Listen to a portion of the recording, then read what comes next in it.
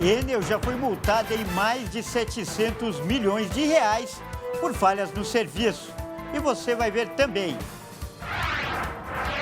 O governo brasileiro concede a povo indígena a primeira reparação coletiva da história por crimes cometidos pela ditadura. Número de alunos autistas em escolas comuns aumenta 50% em um ano. Relatório conclui que houve falhas na fuga de Mossoró, mas sem corrupção. E no Minuto Pet de hoje, nós vamos falar dos direitos dos animais. Mudança no Código Civil prevê indenização em caso de maus tratos. Tudo isso você confere a partir de agora, no Jornal das 18h30.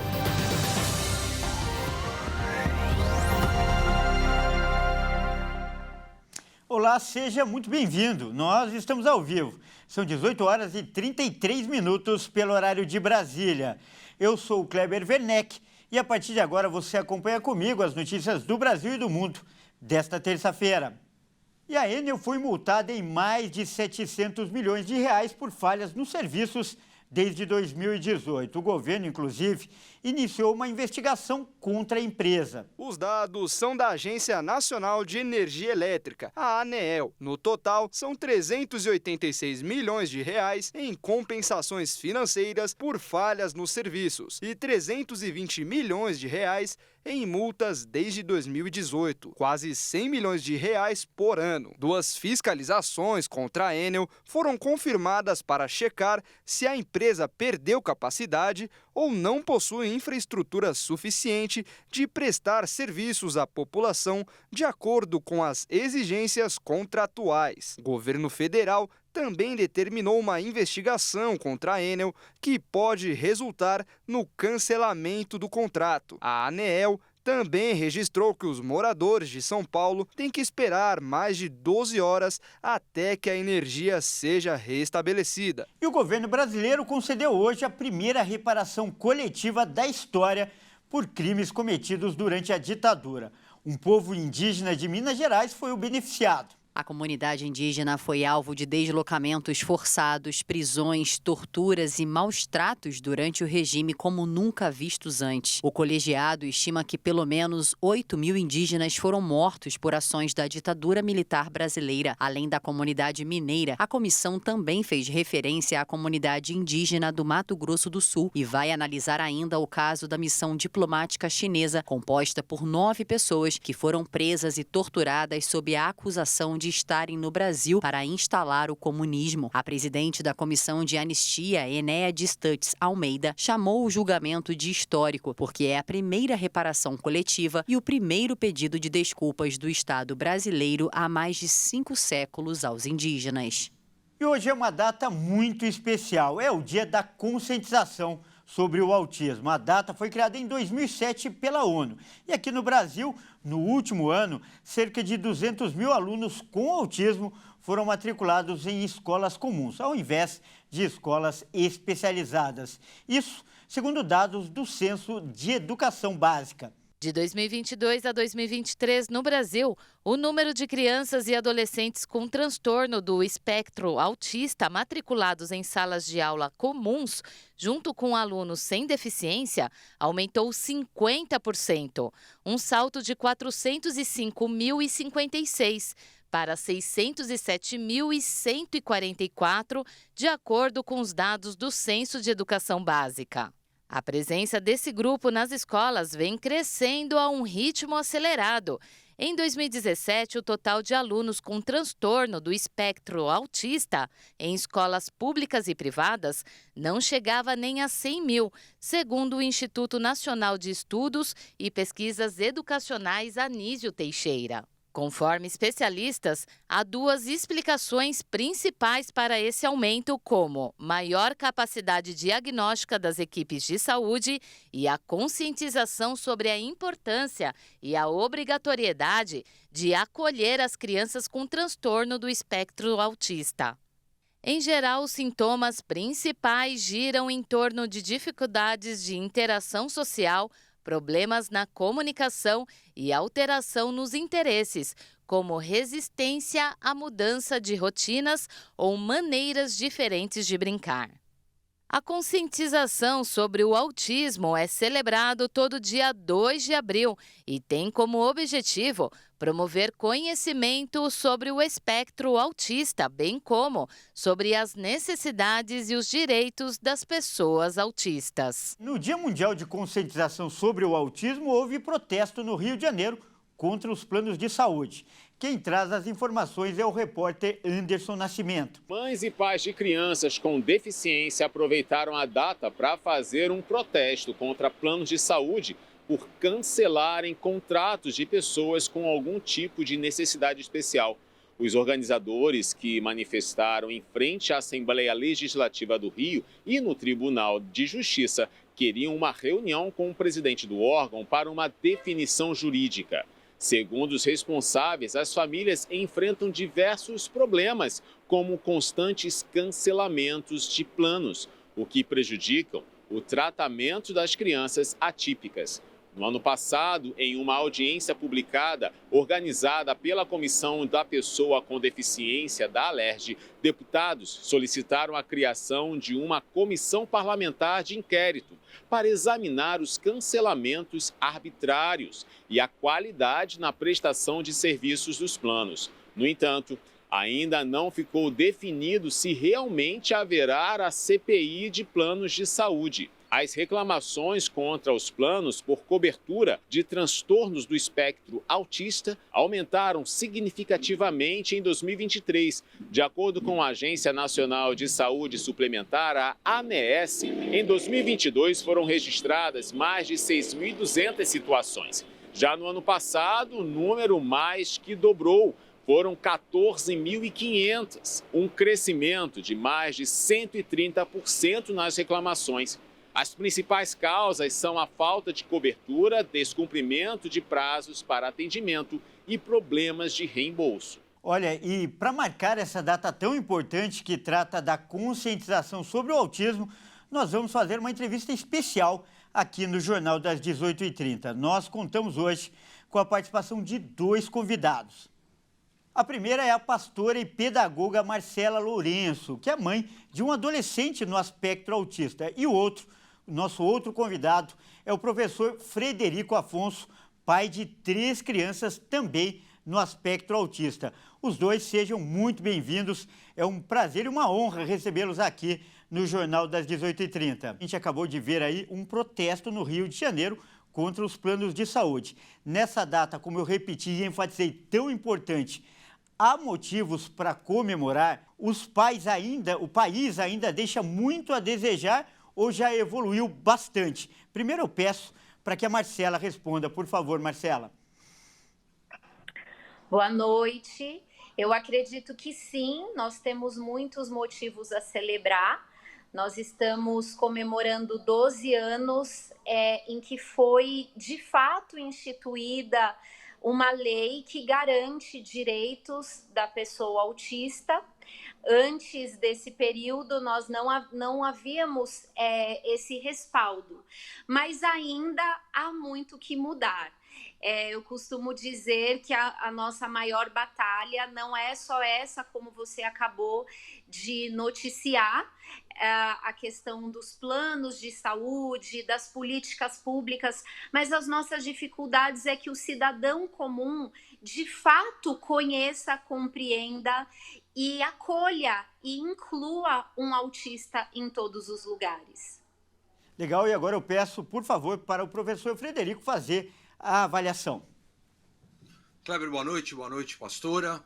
É impressionante quando a gente tem o primeiro caso aí, diagnosticado em 1943, pelo menos o termo, né, como autismo precoce infantil, fazendo então aí quase 100 anos, né, vamos dar uma esticada nessa cronologia, e a gente ainda tem tantas e tantas dificuldades. O protesto ele é válido, as agências e seguradoras de saúde empurram reajustes além do estabelecido pela Agência Nacional de Saúde. Quanto maior a terapia, no meu caso, que tenho 3 filhos autistas, eu dou o exemplo, portanto, pessoal aqui, na condição hoje de pai atípico, eu tenho 80 horas semanais com os meus 3 filhos. e a seguradora normalmente alega que a conta não fecha e aí ela acaba te forçando a sair daquele convênio. Esta é uma realidade e aí o segurado, o conveniado, tem que judicializar a causa, o que não é fácil na maioria das vezes. Correto. E a gente também viu que 200 mil alunos com autismo foram matriculados em escolas comuns. Na prática, isso é bom ou ruim na avaliação de vocês que conhecem, têm autoridade no assunto? Pois, para quem não conhece, de um lado pensa que há necessidade de inclusão e, por outro, que há necessidade também de atendimento técnico especializado. Então, eu peço para você, Marcela, por favor, faça para a gente a sua avaliação. É extremamente positivo que hoje diminuiu a quantidade de matrículas negadas, o que acontecia muito no passado. Então, sim, é uma vitória, mas vale dizer que é importante que as escolas não só deem essas matrículas, que é de fato um direito de toda pessoa, de todo autista, mas também capacite toda a comunidade escolar, capacite os professores para que eles adaptem conteúdos, para que eles adaptem as avaliações, que eles treinem os outros profissionais da escola para recepcionar esse aluno, esses familiares, que eles promovam informação para os outros alunos de como incluir, de como ser amigo de um autista. Então, sim, estamos no caminho, mas precisamos não só ceder a vaga, precisamos incluir essa pessoa de fato. E agora, por favor, o professor Frederico Afonso. Kleber, nós temos uma lei do autismo, a Lei 12.764, desde 2012, já alterada em 2020, que ela determina a matrícula em havendo vagas, inclusive uma multa para quem se recusar. Quando você fala em escola da rede pública, isso é mais tranquilo, por incrível que pareça. As escolas do ensino particular não fazem nenhum tipo de promoção, não querem, porque a legislação determina um acompanhante terapêutico em determinadas situações. Você tem que misturar a inclusão, não adianta você fazer uma sala especial, sendo que no futuro esse autista ele vai ter que conviver com a pessoa tipicamente o quê? Vamos chamar aqui não autista. Então ele não pode ter essa surpresa no futuro, tem que ser desde o início. Tanto aquele que não tem o espectro, ele já tem então que entender que existe uma pessoa diferente e o próprio autista. Então esta inclusão eu vejo, por exemplo, hoje como mais do que necessária. Mas há uma luta muito grande em relação às escolas, principalmente as particulares. Há uma resistência velada na matrícula dos alunos autistas. Tá certo, então eu quero agradecer muitíssimo a participação de vocês e registrar que eu não escolhi a cor da minha roupa hoje por acaso. Eu sei que o azul é a cor da causa e eu também quero declarar aqui que a gente apoia essa causa, por isso damos espaços para vocês aí, pais. E quero agradecer mais uma vez a participação aí da Marcela Lourenço, que é pastora e pedagoga, e do doutor Frederico Afonso, também professor universitário, especialista em Relações e Direito Internacional. Muito obrigado. Obrigado, Kleber. Um abraço. Grande abraço. Até, boa noite. E veja a seguir, relatório conclui que houve falhas na fuga de Mossoró, mas sem corrupção. E ainda, no Minuto Pet, nós vamos mostrar como as mudanças no Código Civil vão afetar os direitos dos animais. Nós voltamos já.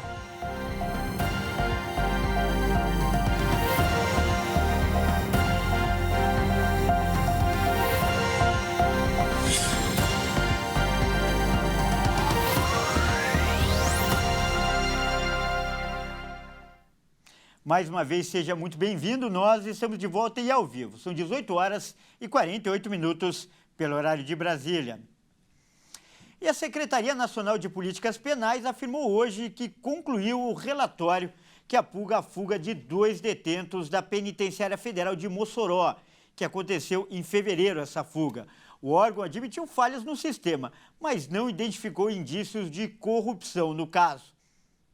A corregedora-geral da pasta, Marlene Rosa, disse que devido ao indicativo que houveram falhas carcerárias, foram instaurados 3 processos administrativos disciplinares envolvendo 27 servidores. Destes, 17 não poderão cometer as mesmas infrações e terão que passar por cursos de reciclagem. Ainda segundo a pasta, a Corregedoria determinou a abertura de uma nova investigação preliminar sumária para continuar as apurações referentes às causas da fuga, com foco nos problemas estruturais da unidade federal. O Ministério anunciou no fim de fevereiro que a atuação da Força Nacional seria descontinuada para o caso e que o grupo de elite da Polícia Federal deixaria de atuar presencialmente nas buscas. Deibson Cabral Nascimento e Rogério da Silva Mendonça fugiram da Penitenciária Federal de Mossoró na madrugada do dia 14 de fevereiro e até agora as investigações apontam que os 2 criminosos fugiram pelo espaço de uma luminária e em seguida se deslocaram até chegar ao telhado. Olha, e terça-feira é dia de Minuto Pet, aqui no Jornal das 18h30 com a Caroline Povoleri.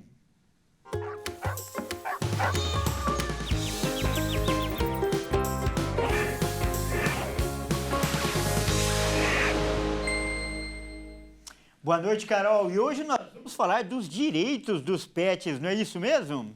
Boa noite, Kleber, e a todos que nos acompanham por aqui. É isso mesmo, Kleber. Os animais podem ganhar um capítulo inteiro no novo Código Civil. Atualmente, a legislação trata os animais como bens móveis, ou seja, os animais domésticos não têm proteção jurídica, Kleber, sendo vinculados, aos seus tutores. Um dos temas abordados nesse novo texto é que os animais sejam indenizados por violências e maus tratos, a fim de reparar os danos sofridos por seus agressores. O tema coincide com um Abril Laranja, que aborda a prevenção da crueldade contra os animais. Para falar melhor sobre esta provável mudança no Código Civil, o professor de Direito Tomás Olchese está de volta aqui ao Jornal das 18h30. Boa noite, doutor. Boa noite. Seja muito bem-vindo aqui. Doutor, obrigado. Doutor, eu vou pedir que, primeiramente, você explique como que funciona essa proposta de indenização para os pets que sofrem maus tratos. Muito bem.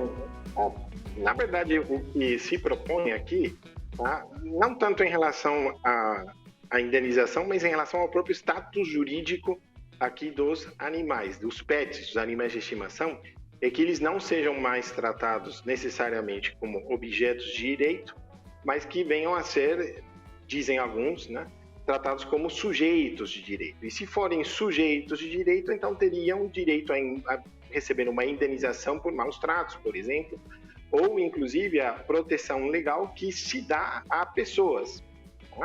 E a comissão de reforma, agora que prepara uma proposta de reforma do Código Civil, ela propõe que se inclua um novo artigo no Código Civil, na parte geral, o artigo 91A, no qual se diz justamente isso, que os animais são seres sencientes e que não são, ou que são objetos de direito, ou não são, aí depende muito de qual seja eventualmente o relatório final, e que, portanto, eles teriam essa proteção jurídica. Agora, o que eu levanto aqui, a questão importante, relevante, é justamente esse status que se daria aos animais, porque sujeito de direito não tem apenas direitos, ele tem deveres também. Essa seria a estrutura, na verdade, básica da relação jurídica no nosso ordenamento. Então, o debate agora justamente recai sobre essa qualificação. Os animais, afinal de contas, são meros bens, são coisas apenas, ou devem ganhar o status de um sujeito de direito, de uma pessoa, inclusive, E, doutor, essa discussão sobre os pets é considerada uma das mais polêmicas entre as mudanças no Código? Sim, de fato, veja, a questão de fundo é que o Superior Tribunal de Justiça, há anos já, vem decidindo questões que envolvem, por exemplo, o que poderíamos chamar de guarda sobre pets, sobre animais de estimação, no caso de um casal que busca a dissolução de uma união estável. Então, já vem chegando ao Superior Tribunal de Justiça questões e litígios que envolvem tanto a guarda dos animais quanto, eventualmente, o pagamento das suas despesas, o que poderia ser algo análogo à pensão alimentícia que se paga no caso de haver filhos comuns, né? E, eventualmente, um divórcio ou uma dissolução de união estável. Logo, o tema não é novo, na verdade. O que sim seria uma novidade seria a mudança desse status, né? Que permitiria justamente essa eventual indenização, ou seja, que seria paga ao próprio animal e não ao seu dono, entendeu? Certo. Podemos ver aí mais uma vitória, né, na causa animal, provavelmente, aí, se houver essa alteração no código. Doutor, eu agradeço demais a sua companhia aqui no nosso jornal e fica o esclarecimento para os tutores dos pets. Eu também, com certeza, sou mãe de um. E aí fica o esclarecimento para nós. Muito obrigada pela sua participação, doutor. Eu que agradeço e agradeço aqui a audiência e a todos os telespectadores. Boa noite. Obrigada, boa noite. Kleber, eu volto com você aí. Na terça que vem, trazemos mais informações aqui no Minuto Pet. Muito obrigado, Carol. Muito obrigado para o doutor Tomás também. Mais uma vez, brilhante essa participação desse quadro dos pets. Bom, é isso aí. O Jornal das 18h30 fica por aqui e você acompanha agora outras informações durante a nossa programação. Uma ótima noite para você e até amanhã.